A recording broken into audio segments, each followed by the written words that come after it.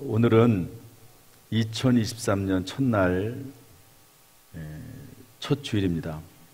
하나님께서 우리 교회와 성도님들에게 오늘 말씀을 주셨다고 저는 그렇게 믿고 있습니다.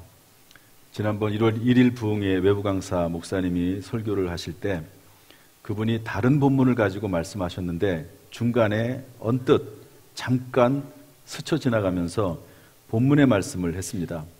그런데 이 말씀을 듣는 순간 그 말씀이 저의 마음속에 들어왔어요.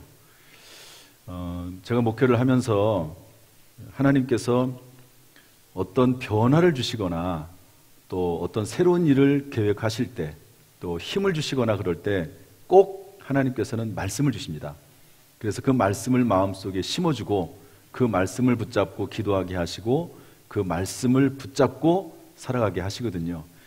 그런데 이 말씀은 우리 교회와 또는 저에게 주시는 우리 각자 이제 성경 말씀 뽑은 것도 있지만 또한 이 말씀도 우리 교회 전체에게 주시는 그런 말씀이라고 생각을 해서 첫날, 새해 첫날 첫 주일에 이 말씀을 전하게 됐습니다. 이 말씀을 듣는 중에 이 말씀대로 행할 수 있는 지혜와 능력과 새 영과 새 마음도 하나님이 주시기를 주님의 이름으로 축복합니다. 알고 행하면 복이 있으리라 이랬는데요, 이 복이 있는 사람이 있다는 것이죠. 그러기 위해서는 첫 번째로 알아야 한다는 겁니다. 따라서 합시다. 알아야 한다. 아모스서 8장 11절은 이렇게 말씀하고 있는데요, 한번 읽어보겠습니다. 시작.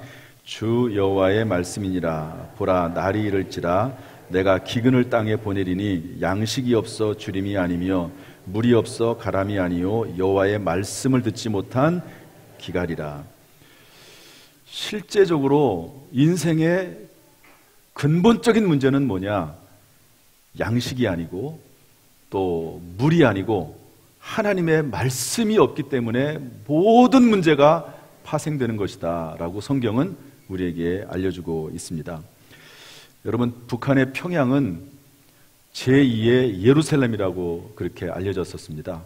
거기에서 성령이 충만히 임하고, 그래서 이 평양의 장대현 교회를 중심으로 해서 하나님의 말씀이 정말 능력적으로 전국에 퍼져나갔거든요.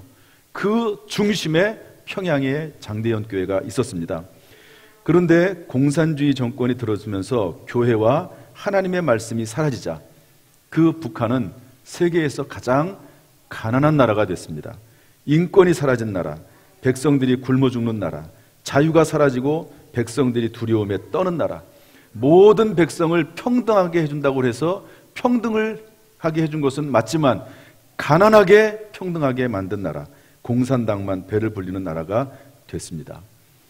중요한 것은 우리나라도 대한민국도 남한교회도 우리 교회도 우리의 가정들도 만약에 하나님의 말씀이 사라진다고 하면 하나님의 백성으로서 하나님의 자녀임에도 불구하고 하나님의 말씀이 사라진다면 그렇게 될 수 있다는 것을 우리가 알 수가 있는 것이죠.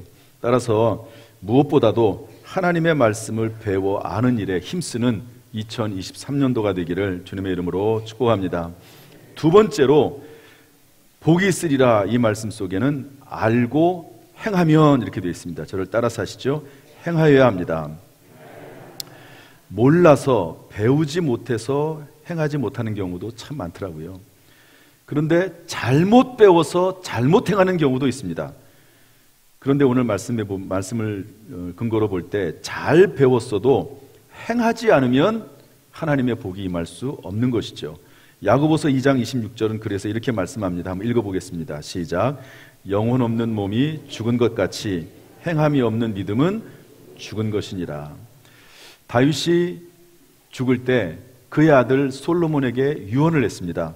뭐라고 유언하냐면 열왕기상 2장 3절에 보면 내 하나님 여호와의 명령을 지켜 그 길로 행하며 그 법률과 계명과 율례와 증거를 모세 율법에 기록된 대로 지키라. 그리하면 내가 무엇을 하든지 어디로 가든지 형통할지라. 하나님의 말씀을 알고 있으면 형통할 것이다 이렇게 말씀하지 않고 하나님의 말씀을 지켜 행하면 형통할 것이다 이렇게 말씀했거든요. 그래서 우리가 하나님의 말씀을 배워 아른 다음에는요, 그것을 행해야 되는 겁니다. 우리가 행동으로 옮겨야 할 구약의 대표적인 말씀은 십계명입니다. 나 외에는 다른 신들을 두지 말라. 하나님만 섬겨라. 우상을 만들지 말라. 하나님의 형상이라고 무언가를 만들지 말라. 그래서 여러분, 종교 계획 때는요, 교회에 있는 모든 형상들을 다 없앴습니다. 마리아 형상이든지 또는 뭐 성인들의 형상이든지, 여러분 가톨릭 가면 지금도 뭐 그림도 많고 조각상도 많지 않습니까? 그런데 그런 것들을 다 없애버렸습니다. 심지어 십자가도 없애버렸습니다. 왜? 그런 것들을 하나님이라고 보고 섬기며 절할까 봐서 그렇게 했거든요. 지금은 십자가만 남겨놓고 다 치웠습니다. 그러니까 여전히 천주교는 그런 형상들을 만들어 놓고 거기다가 절하고 마리아에게 기도하고 그러는 모습이 있는데, 그것은 성경적이지 않습니다. 하나님의 이름을 망령되이 부르지 말라. 하나님의 이름을 부르면서 함부로 이야기하는 것, 성경이 금하고 있습니다. 안식일을 지키라. 오늘날은 주일, 성수주일이죠. 주일을 지키는 거거든요. 여러분, 주일은 하나님의 시간입니다. 11조가 하나님의 물질이듯이 주일은 하나님의 시간이거든요. 저를 따라합시다. 주일은 내 시간이 아니고 하나님의 시간이다. 다섯 번째, 부모를 공경하라, 이렇게 되어 있습니다. 약속 있는 첫 계명이니 땅에서 잘되고 장수하리라. 살인하지 말라, 미워하지 말라고 예수님은 더 확대 해석을 했습니다. 간음하지 말라, 예수님은 음욕을 품지 말라고 더 확대 해석을 했습니다. 도둑질하지 말아라, 거짓 증거하지 말아라, 위증하지 말아라, 탐내지 말아라, 남의 물건이나 남의 아내나 남편을 탐내지 말아라. 십계명입니다. 수많은 계명들이 있지만 그것을 요약을 한다고 하면 이 10가지의 내용으로 요약이 될 수 있다라고 본 것이죠. 제가 여러분에게 지금 이 말씀을 전했습니다. 물론 알고 있는 분들도 계시겠지만 이 말씀을 들은 순간 이제는 그 말씀을 행함으로 옮겨야 되는 것이죠. 이 말씀에 어긋나 있다면 돌이켜야 되는 것입니다. 그래야지만이 복이 있다고 하나님은 성경을 통해서 말씀하고 있습니다. 따라서 이처럼 말씀을 배워 알았으면 이제는 행하도록 힘쓰는 사람이 되어야 될 것입니다. 말씀을 알고 행함으로 복 있는 사람이 되시기를 예수님의 이름으로 축원합니다. 문제는 이 알고와 행하면의 사이에 간격이 있다는 겁니다. 저를 다 보시죠. 이것은 알고입니다. 뭐라고요? 이것은 행하면입니다. 뭐라고요? 행하면. 알기는 아는데 행동으로 옮기지를 못해요. 그래서 이 간격이 무려 10년에 걸쳐서 있는 사람도 있습니다. 어떤 사람은 평생 죽을 때까지 이 간격을 메꾸지 못하고 죽는 사람도 있을 수가 있습니다. 오늘 성경이 우리에게 말씀하고 있는 것은 꼭 기억해야 될 것이 뭐냐? 반드시 그 간격이 메꾸어져야지만이 복 있는 사람이 된다는 것이죠. 여러분, 구원은 순간적입니다. 여러분, 이렇게 세례 예식을 통해서 내가 믿음을 고백하면 하나님께서는 그 믿음을 보시고 구원을 베풀어 주시는 것이죠. 그러나 그 이후의 신앙생활은요, 하나님의 말씀을 알고 그 말씀에 따라 행할 때 하나님께서 그 사람을 금생에 또 내생에 상급을 주시고 하나님의 자녀 백성으로 사용하게 되신다는 것을 알 수가 있습니다. 그래서 그 간격을 메꾸어야 하는데 어떻게 그 간격이 메꾸어질 수 있을까 하는 것입니다. 첫 번째는 뭐냐면 오늘 본문에는 없지만 내 의지로 그 간격을 메꿔야 돼요. 여러분, 예수 그리스도를 믿으면 내 의지가 살아나게 되어 있습니다. 그러면 하나님이 주신 변화된 의지를 가지고 하나님의 말씀을 들었을 때 그 말씀대로 행하려고 하는 의지를 발동을 해서 순종해야 되는 것이죠. 두 번째로는 내 의지의 한계를 넘어갈 때가 있습니다. 알면서도 불구하고 행하지 못할 때 우리는 하나님이 주시는 은혜를 입고 하나님의 은혜로 행동으로 옮길 수 있도록 우리가 힘을 써야 되는데요, 그것을 무엇이라고 하냐면 성령 세례라고 합니다. 성령 세례를 받아 하나님의 은혜와 지혜와 능력 안에 거해야 하는 것이죠. 여러분, 예수님께서 십자가를 지시기 전에 겟세마네 동산에 올라가서 간절히 기도했습니다. 떨어지는 땀방울이 핏방울이 될 정도로 기도하시면서 제자들에게 기도 부탁을 했어요. 내가 민망해서 죽게 되었으니 나를 위해서 깨어 있어라, 기도 좀 해달라. 그랬더니 제자들이 어떻게 됐죠? 전부 졸고 있는 거예요. 예수님이 기도하시다가 1시간 기도하고 오셔서 봤는데 졸고 있고, 또 1시간 기도하고 왔는데도 또 자고 있고, 1시간 기도하고 또 왔는데 자고 있고. 그때 예수님께서 뭐라고 말씀하셨습니까? 시험에 들지 않게 깨어 기도하라. 마음에는 원이로되 육신이 약하도다. 하나님 앞에 내 마음을 드리고 뜻을 드리고 무언가 하기를 원하는데 안 되는 게 있습니다. 안 되는 게. 내 의지로도 안 되는 것이 있죠. 그때 우리에게 요청되는 게 뭔가? 그것은 성령 세례입니다. 예수님께서 십자가를 지시고 죽으신 다음에 부활하신 후 40일을 이 땅에 계시다가 하늘로 올려가시면서 명령하셨습니다. 너희는 예루살렘을 떠나지 말라. 약속하신 것을 기다리라. 성령이 임할 텐데 성령이 임하면 너희가 권능을 받고, 권능은 영어로 파워거든요. 성령이 임하면 너희가 능력을 받고 온 예루살렘과 유대와 사마리아와 땅끝까지 이르러 내 증인이 되리라. 이렇게 말씀했습니다. 그래서 이 말씀을 듣고 120명의 무리가 순종해서 마가의 다락방에 모여서 기도했습니다. 합심해서 기도했고 전심으로 기도했습니다. 이렇게 기도하던 중 오순절 날이 이름에 성령이 바람과 불과 방언으로 임하게 된 것이죠. 성령 충만해진 베드로와 11사도가 일어나서 모든 사람들에게 설교했더니 그날 3,000명이 회개하게 됐습니다. 여러분, 신앙생활을 하면서 이 성령으로 충만해지는 것은 상당히 중요하거든요. 제가 아는 어떤 안수 집사님이 계신데요. 이분은 집사 시절에, 안수 집사가 되기 전에 집사 시절에 술을 좋아했어요. 술을 먹으면 얼굴이 벌기잖아요. 그러면 그 얼굴이 벌게지고 사람들하고 막 그냥 술이 취해가지고 기분이 약간 몽롱한 상태에서 서로 대화를 나누는 거, 특별히 이 음담패설, 이게 술을 먹으면 그 친구들하고 음담패설을 많이 하나 봐요. 그게 너무너무 좋아가지고 이 술자리에 모이면 술자리를 자주 만들고 그렇게 했다고 해요. 그런데 어느 날 부흥회에 참석을 했습니다. 부흥회. 근데 부흥회에 참석하면서 이 부흥회는 좀 특별하거든요. 집중적으로 뭐 며칠 동안 아침 낮, 밤 이렇게 모여서 뜨겁게 기도하고 간절히 기도하고 은혜를 사모하는 특별한 그런 집회가 있습니다. 거기에서 부흥회를 통해서 성령을 받았어요. 그래서 방언을 하게 되고 가슴이 뜨거워지고 그리고 은사가 임하고 그렇게 됐습니다. 그리고 나서 술이 끊어졌어요. 내가 술을 끄는 게 아니라 끊으려고 해도 안 끊어졌는데 그 술이 끊어졌어요. 그리고 왜 내가 그렇게 술자리에 가서 술을 먹고 음담패설을 하는 것을 좋아했을까? 얼마나 부끄럽고 창피한지. 이 성령 세례를 받기 전에는, 하나님의 거룩한 영이 내 속에 임하기 전에는 그게 부끄러운 줄을 몰랐고 그냥 즐겁고 재밌었는데 성령이 임하니까 얼마나 부끄럽고 창피한지 모른다고 그렇게 이야기하는 것을 들었습니다. 그러므로 여러분, 성령을 위해서 기도해야 됩니다. 여기 보면은요, 예수님의 그 120명의 무리가 오순절 날이 이르는 동안, 그 기간 동안 뭐 한 열흘 정도 되는 그 시간 동안 간절히 하나님 앞에 기도했거든요. 여러분, 기도할 때 하나님께서 우리에게 성령을 부어 주실 줄로 믿습니다. 저도 기도하는 가운데 성령을 받았고 순간적이거든요. 여러분, 그런 은혜가 2023년도에는 반드시 임할 수 있기를 주님의 이름으로 축원합니다. 그래서 내 의지로도 물론 할 수 있지만 내 의지의 한계성을 극복하고 성령의 도우심으로 하나님 말씀을 알고 행할 수 있기를 주님의 이름으로 축원합니다. 또한 간격을 메꾸기 위해서는 서로 돌아보고 격려하고 권해야 합니다. 여러분, 성령이 충만해도 때론 넘어질 때가 있습니다. 심지어 다윗 같은 위대한 왕도, 위대한 신앙인도 여러분 범죄하지 않습니까? 밧세바와 간음을 하고 심지어 그 남편을 죽이기도 합니다. 그래서 사람이 때때로 살아나갈 때, 힘이 들고 시험이 들 때 누군가 옆에서 돌아보고 격려하고 권하는 사람이 있어야 되는 것이죠.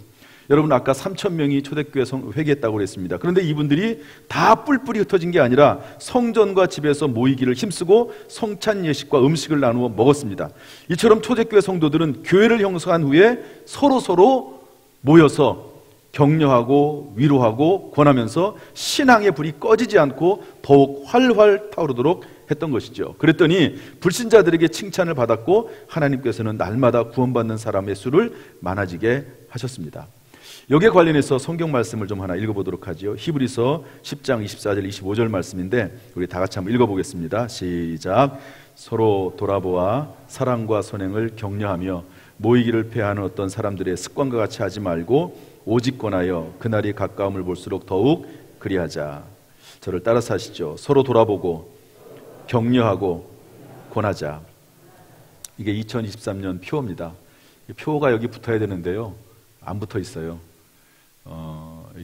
이거를 만들어주는 그 회사하고 커뮤니케이션이 조금 안 돼가지고 이제 1월 2일 날 붙게 될 겁니다.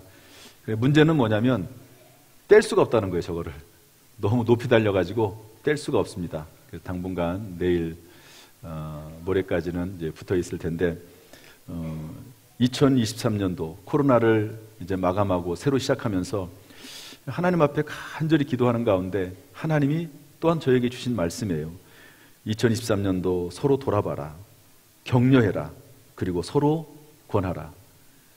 이 말씀이 저에게 또 우리 교회에 주시는 말씀이라고 저는 그렇게 믿고 있습니다. 여러분, 성령으로 충만할 뿐만 아니라 서로 권하고 돌아보고 격려하는 가운데 함께 하나님 앞에 영광을 돌리고 함께 성장하고 함께 복 있는 사람이 될 수 있기를 주님의 이름으로 축복합니다. 마지막으로 징기스칸이라고 하는 분의 이야기를 하고 마치겠습니다. 여러분, 징기스칸이라고 하는 분의 이름을 들어보셨죠? 인류 역사상 최대의 제국을 형성한 그런 사람입니다. 동쪽 끝에서, 동쪽 바다 끝에서, 바다 끝이 우리나라더라고요. 바다 끝에서 서쪽 바다 끝, 유럽 쪽입니다. 그야말로 바다 끝에서부터 바다 끝까지 제국을 만든 인류 역사상 최대의 제국이 몽골 제국 징기스칸이 통치했던 그때입니다. 이분에 대한 해석은 여러 가지입니다. 잔인한 정복자다. 그러나 이런 면도 있습니다. 동쪽 끝에서부터 서쪽 끝까지 완전히 도로를 다 만들어 버렸어요. 그래서 문화와 경제와 정보가 서로 연결되고 문물을 발전시킨 그런 역할도 했다 하는 면에서 또 다른 역사적인 해석이 필요하다고 그렇게 말을 하기도 합니다. 그런데 이렇게 놀라운 일을, 거대한 일을, 해석은 좀 다를 수 있지만 그런 제국을 형성할 수 있었던 이유가 있는데요. 세 가지 이유가 있다고 합니다. 오늘 본문의 말씀과 연결되는 부분이 있어서 말씀을 전하려고 하는데 한번 그 이유가 아닌데도 한번 들어보시죠. 어떻게 해서 그렇게 될 수 있을까? 첫 번째는 뭐냐면 이 몽골 군들은요, 기동력이 있었다고 그래요. 기동력. 저도 지난번에 어떻게 우연히 TV를 보면서 제가 이런 다큐멘터리 이런 것들은 보면은 기억에 확 남거든요. 그런데 이분들은 전쟁을 하면서 말을 주로 타고 전쟁을 하는데 말을 하나만, 한 마리만 가지고 하는 게 아니라 기본적으로 한 사람이 3마리의 말을 가지고 다닌답니다. 그러면서 전쟁을 하다가 자기의 말이 지치면 그 말을 갈아타는 거죠. 그러니까 상당히 기동력이 있는 겁니다. 그리고 전쟁에서 중요한 게 뭐냐면 뒤에서 보급부대거든요. 군량미가 있어야 됩니다. 그렇지 않으면 싸울 수가 없으니까. 그런데 이때 이 군대는요, 육포가 있었습니다. 이 육포가 처음 여기서 나오거든요. 육포는 고기니까 힘을 많이 공급을 하고, 그래서 또 분량이 작으니까 오랫동안 보관도 할 수도 있고 힘도 얻을 수 있는 거죠. 그래서 기동력이 있었다는 겁니다. 그 다음에 이분들은 말을 타고 싸우는데요, 활 쏘는 능력이 탁월해서 이제 후퇴를 하는 전략을 쓰다가도 막 후퇴를 하다가도 갑자기 뒤를 돌아가지고 말을 탄 채로 달리면서 활을 쏠 수 있는 능력이 있었다고 그래요. 그러니까 그런 기동력과 활 쏘는 능력이 있었다. 두 번째는 뭐냐면 포용 정책입니다.